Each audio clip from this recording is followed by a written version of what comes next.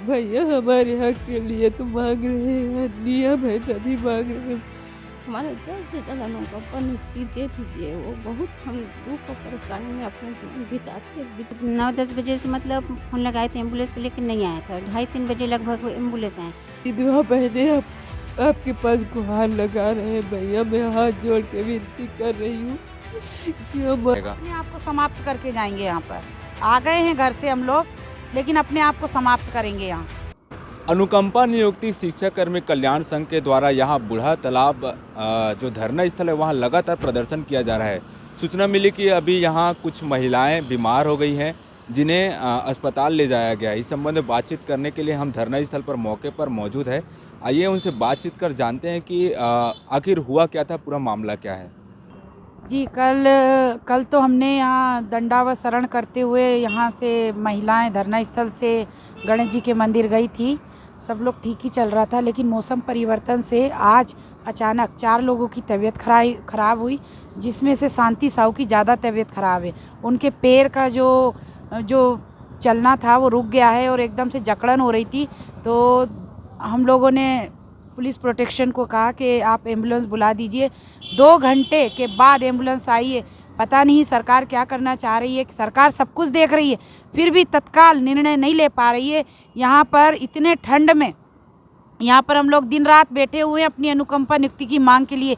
एक छोटी सी मांग है जिसको हम मांग रहे हैं, अपने पति का अधिकार, वो भी सरकार को देने में इतनी देरी लग रही है। पता नहीं सरकार क्या चाह रही है, 1-2 लोगों की मौत चाह रही है कि क्या चाह रही है। मैं खुद पूछना चाहूँगी, माननीय मुख्यमंत्री जी आप बताइए कि हमारा क्या है इसमें दोष। हमारे मुखिया दिवंगत हो गए हैं तो हम सिर्फ अधिकार ही तो मांग रहे हैं, उनकी जगह पे अनुकंपा नियुक्ति तो मांग रहे हैं। हमें अगर आप प्यून की भी नौकरी दोगे तो हमको मंजूर है, बस हमें अपना अधिकार और बच्चे पालने के लिए हमें आप रोजगार दीजिए।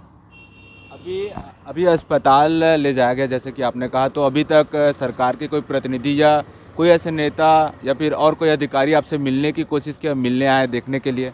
हाँ, ये आए हैं। पहले 4-5 दिन पहले विकास उपाध्याय जी आए थे और जो राज्यपाल मैडम है वो भी आई थी, और बोलना चाहिए कि महापौर जी वो भी आए थे। विपक्ष भी आए हैं, पक्ष भी आ रहे हैं, लेकिन निर्णय नहीं हो पा रहा है। पक्ष विपक्ष आके अपनी संवेदनाएं दिखा रहे हैं हमारे साथ कि आप लोगों की मांग जायज़ है, आप लोगों का होगा, लेकिन कब होगा।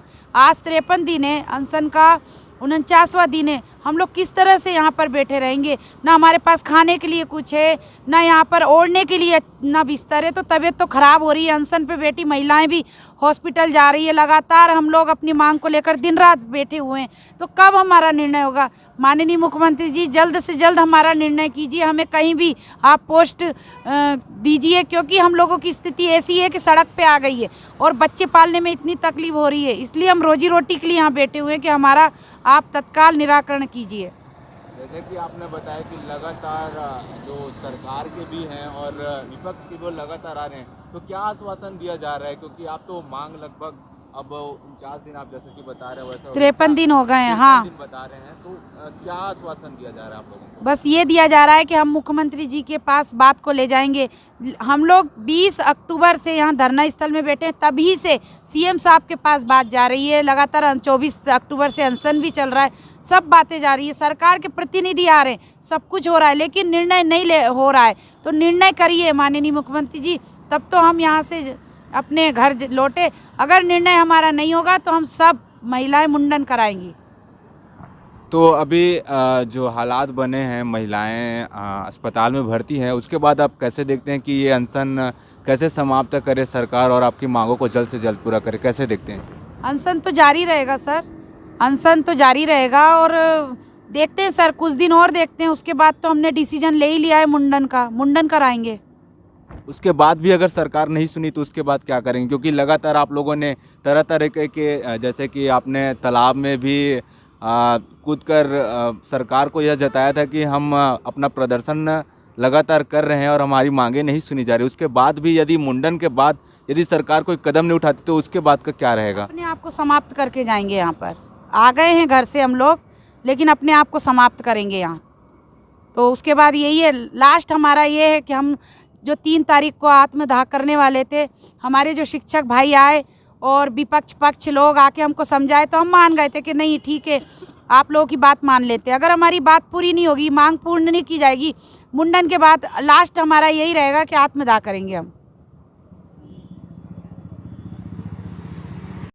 हाथ पैर अकड़ रहा है और हम लोग तो बहुत 10 बजे से फ़ोन कर रहे थे, पुलिस वाले को बताए, हर कोई को बताए, परंतु बहुत टाइम बाद वहीं तो मर जाते। हमारे पास अगर पैसा होते तो हम लोग तो वहीं पे इलाज करवा लेते प्राइवेट हॉस्पिटल में, और हमारे पास पैसा नहीं था। 10 बजे से अकड़ रहा था, रात में भी अकड़े हैं मेरे हाथ पैर। तो मैं बताई हूँ बहन को, माधुरी मृगे को, तो 10 बजे बुलाए, तो 10 बजे से बुलाते बुलाते हमें ढाई ढाई 3 बजे ही आया। और यहाँ तक अभी अभी हम लोग को 3 बजे से यहाँ भी लाया है। तो यहाँ भी लाया है तो अभी तक ये देख लो अब मेरा कंडीशन कैसा है। मेरा 2 इंजेक्शन बस लगा हुआ है और मेरे हाथ पैर में अकड़ रहा है। मैं तो अभी उठ नहीं पाई। मेरे को ऐसे पकड़ के नीचे किए, जब मैं अपने पैरों को उठा रही हूँ तो मेरा हाथ पैर अकड़ रहा है। मैं बहुत परेशान हूँ। कब तक तरसाएंगे? हमारे देश की मुखिया को मैं बोल रही हूँ कि हम कहाँ का बहू बेटी हैं। भैया आपने हम सबको तो सत्ता में आने से पहले आपने वादा किया है, उस वादा को तो याद दिलाती हूँ भैया। हम इतनी कड़क की ठंडी से हम लोग वहाँ पे मर जाएंगे, हमारे मौत को ही देखना चाह रहे हो क्या?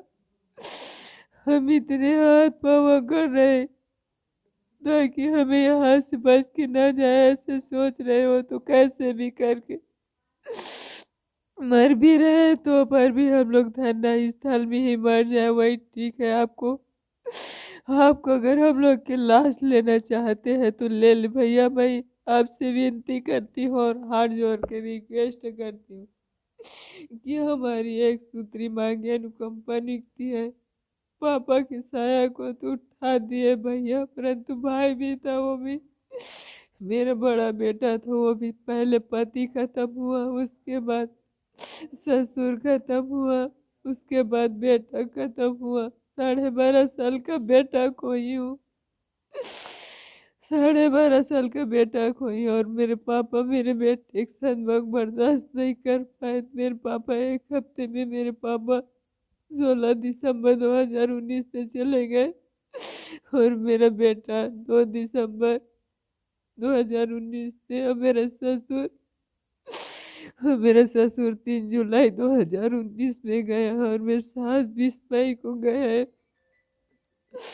और जून में मेरे जेठ ने मुझे अलग कर दिया है। मैं घर से भी परेशान हूँ, परंतु अनुकंपा नियुक्ति से भी परेशान हूँ। भैया हमारे हक के लिए तो मांग रहे हैं, नियम है तभी मांग रहे हैं भैया, अन्यथा नहीं मांगते। आज हमारी कंडीशन कैसी है आप देख सकते हैं, और हमारे हाथ पैर भी अकड़ने लगे।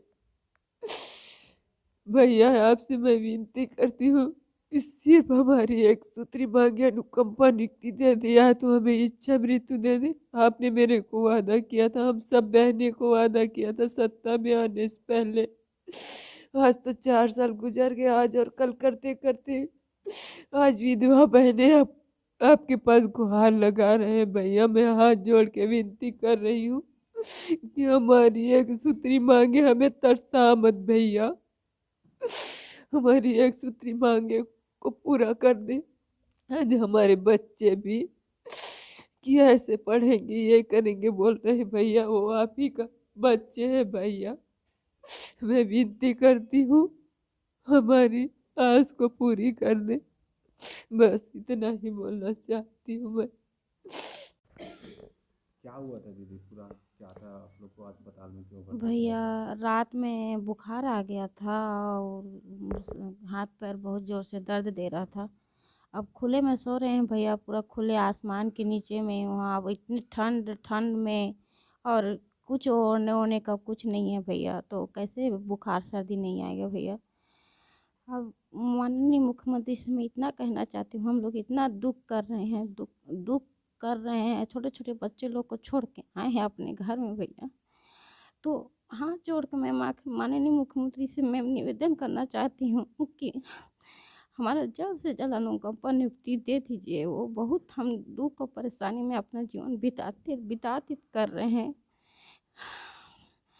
बस मैं इतना ही कहना चाहती हूँ माननीय मुख्यमंत्री जी से निवेदन करना चाहती हूँ हाथ जोड़ के कि हमारा ना जल्द से जल्द अनुकंपा नियुक्ति दे दीजिए, हमको दे दीजिए बस। ये 53 दिन है हम लोग हड़ताल में बैठे हैं, धरना में बैठे हैं। वो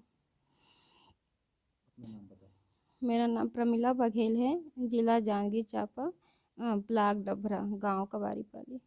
टेप सुई लगाए हैं, ठीक है अब। तो सही ढंग से इलाज कर रहे हैं आप कि बता रहे थे कि 2 घंटे लेट से भी आए, तो अभी स्वास्थ्य ठीक है?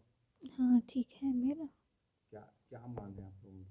हमारी एक सूत्री मांग है अनुकंपा नियुक्ति, जो अभी तक नहीं दिए हैं। भूपेश बघेल से निवेदन है कि हमें जल्द से जल्द अनुकंपा नियुक्ति दे दें।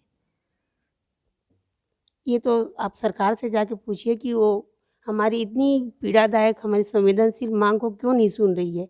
मैं आप मीडिया वालों को कहना चाहूँगी, निवेदन करना चाहूँगी कि वो सरकार से जाकर यह प्रश्न करें कि हमारी इतनी संवेदनशील विधवाओं की मांगें को वो क्यों अनसुना कर रहे हैं, क्या वजह है, जबकि हमारी मांग तो जायज़ है।